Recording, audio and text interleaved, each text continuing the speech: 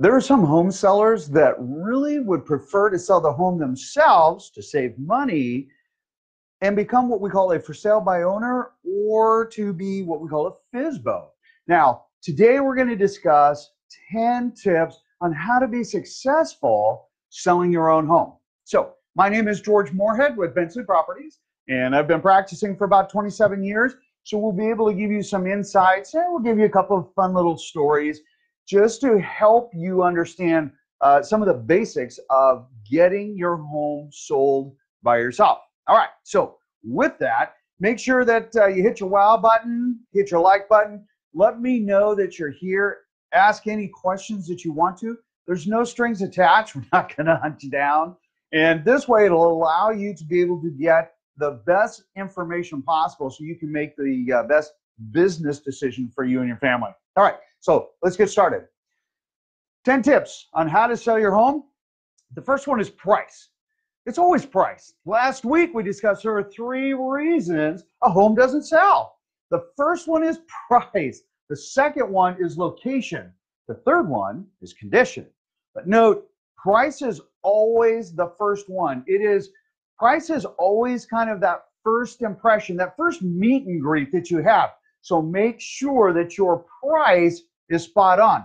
Understand, statistically, 10% of the FSBOs, or for sale by owners, are successful. 90% end up either getting frustrated, they take off that, and they end up working with a real estate broker for a variety of different reasons. So you've got a 10% chance of being successful here. I don't mean to downplay it. It is just a fact. So just keep that in mind and make sure that you're writing these down. May and Marie, they're going to post some information for you, and we'll have a site so that you can get these tips a little bit more in detail. All right, fair enough. So condition. The condition of the home is, again, the next most important aspect, because as buyers are coming out, not only as they're driving by and they look at your house, they're deciding thumbs up or thumbs down right then and there. Don't cheap out on street appeal. Don't cheap out on making your home the best presentation appearance-wise for prospective buyers. It is unfortunate how many sellers will actually shortcut this process. And then as a buyer comes through your home, see, the challenge is, well, I need to do this. Well, I need the paint here. Well, I'm going to have to replace the carpet here. And, well, I'm going to have to, repair that over there. And, well, the outside needs this. All of a sudden, your home has now become a fixer in the perception of the buyer's eyes. Don't do that.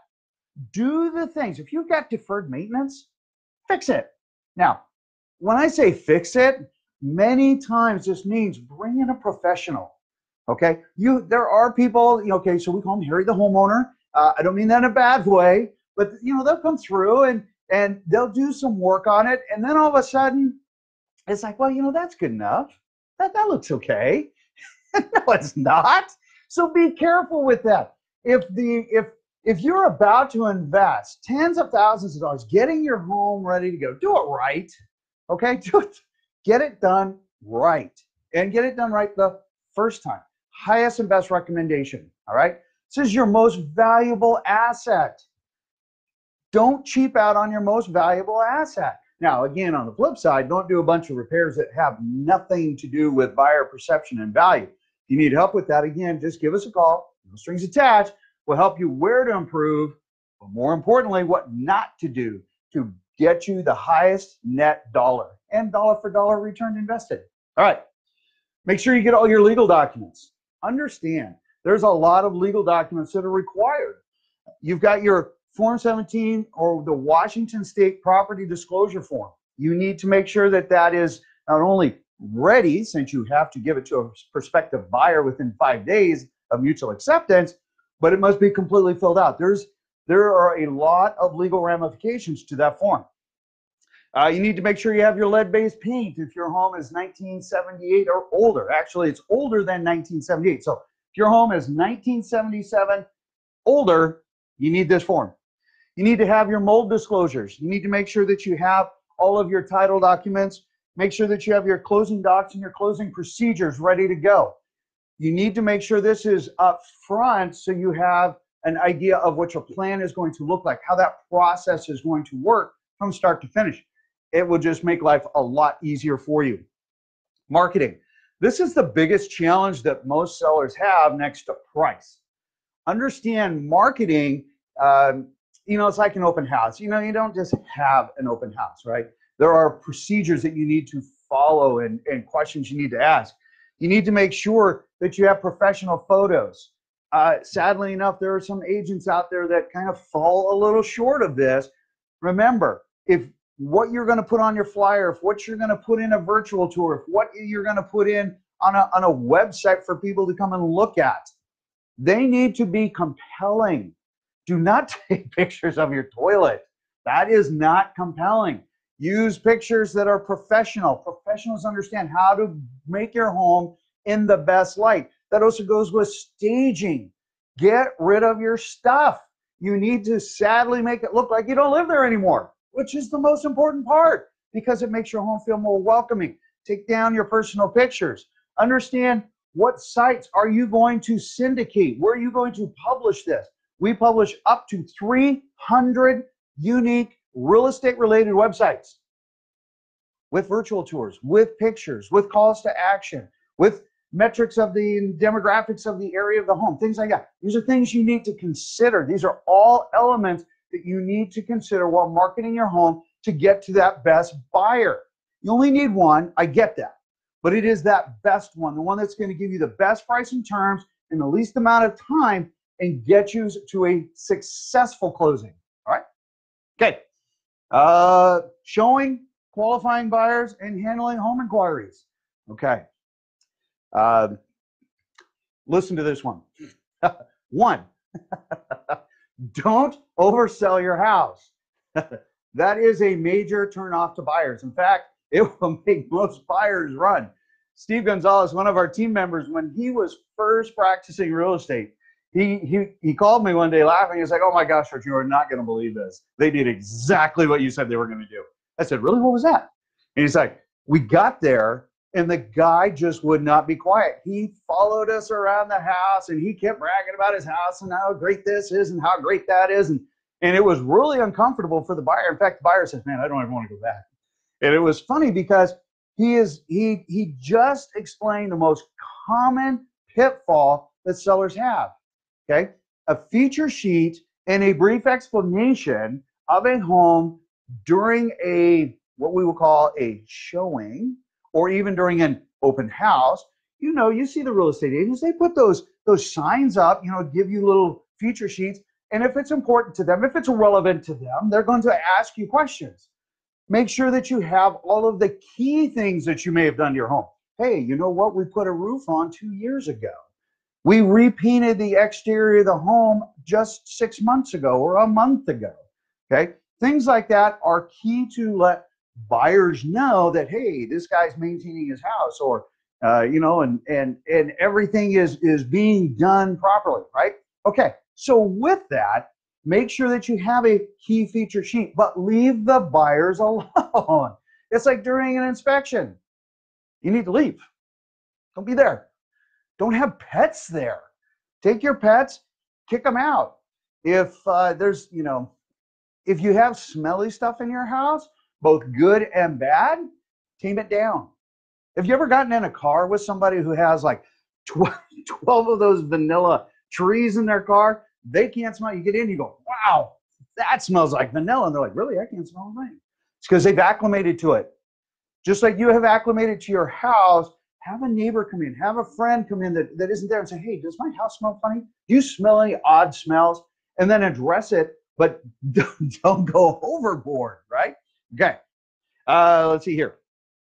Make sure that when you're doing your flyers, make sure that you give good information. Give some quality pictures. Angled pictures, things like that are great. Straight on pictures are not that great. Let's move on. Oh yeah, we already did that one. So qualifying a buyer. When you are talking to a buyer, there are actually relevant questions you need to ask. Relevant questions will be something like, how long have you been looking for a home? Have you had an opportunity to be pre-approved for a home, or are you paying cash? If they're getting pre-approved, have they brought their pre-approval letter? Okay. What have you been pre-approved for? Okay. Do you have your down payment that is ready to go today, or are you having to cash out stocks or mutual fund? Are you getting a gift? Things like this to start qualifying them as to if they are a valuable buyer.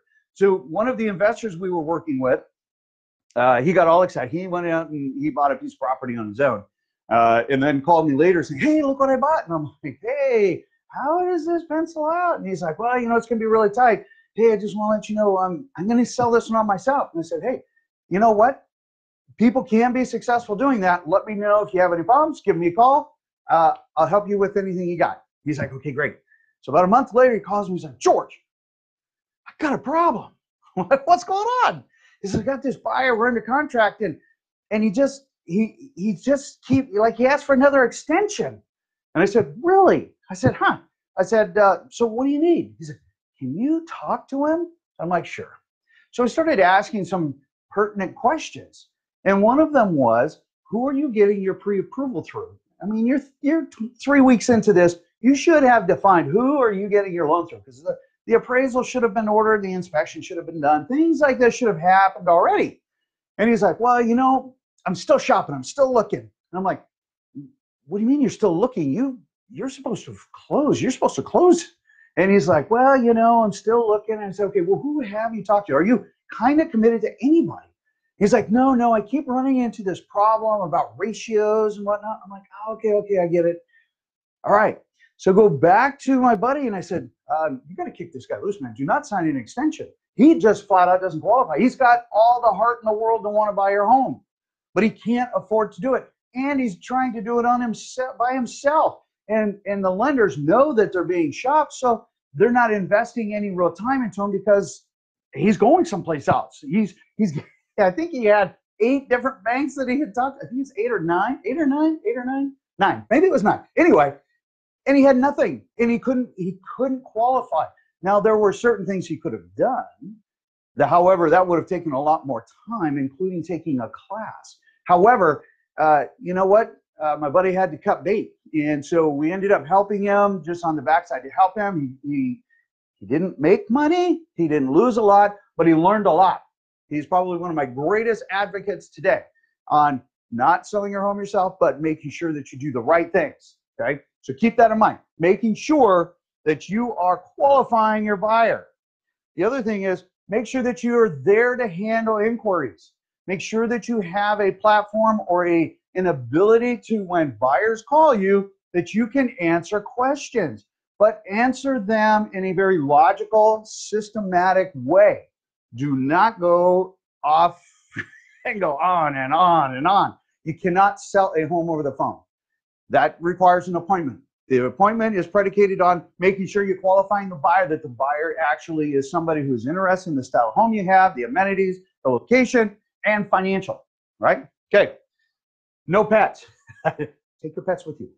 No pets. If it's a big critter, make sure you take that big critter. Big critters have a big bark and it scares people. Don't make people want to be scared to be at your house. Makes sense. Ask the right questions. Don't oversell. Don't chase buyers. Another one, be open to working with a real estate broker. If a buyer has a real estate broker helping them buy a home, that potentially is your next best friend, okay? Because they will help you up here with all of your disclosures, because he knows what is going to be required. He's not going to show you how to do it. Escrow's not going to show you how to do it. They're going to help you get the forms, and then they're going to hope that you know how to do it correctly, okay? There will be some that we are going to have to give you guidance. We always give guidance. However, is understand this element. Working with a buyer's agent can be incredibly helpful and make you more successful. All right, here we go, Mo. Magic board. Right on. Okay, continued. Again, qualify your buyers. Your buyers. They need to make sure that before you go under contract, that they are financially capable. All right. Make sure that they're sincere. When we say that they're sincere that they truly want to purchase your home. Not that they just want to tie it up and, maybe they can do it, or maybe they're not 100% committed. You need to really qualify them before you take it off market and start spending a lot of time, money, and effort heading down the wrong rabbit hole. All right? Negotiate effectively and professionally. All right. We have run into this problem a number of different times, and it is always sometimes a challenge understanding the sentimental equity versus true value. Negotiating. We had one seller that was haggling over $200, and at that point, it became personal to the seller. You cannot make negotiations personal. There's a reason that we keep buyers and sellers apart when we're negotiating, because you can get personal with me. If I'm working with you, you can get personal with me, and we'll talk about it. We'll talk through it, and you may not like it. Or like I say, hey, I'm kind of like a doctor. I'm going to tell you what you need to hear, but you may not want to hear it. Okay? Those things we can have a better conversation, but it doesn't translate over to the other party. It doesn't go to the buyer, and then all of a sudden they're getting personal over here. And then all of a sudden this whole thing just cascades and falls apart for small, petty reasons. So don't do that. Make sure that you remain objective. The second that you get that internal, step back, relax, look at it objectively. Understand, they're trying to get the best price and terms on their side, reasonably so, right? You're trying to do the same thing. There is middle ground most of the time. Be objective and open to understanding that. I cannot tell you how important that one is. Know your contracts. Once we get down to the point of you selected your buyer, you've got everything ready to go, you have to understand the average purchase and sale agreement and supporting documents are 22 pages long. 22. Okay? There's a lot of stuff that goes into a purchase and sale agreement. There's a lot of what we call legalese that is involved. You need to understand, what are you agreeing to? If you're using a non-standard form, take it to an attorney. Have an attorney review it. Make sure that you have time to review it, and then listen to them objectively. All right? Oh, and a real estate attorney is always better. Just saying. All right.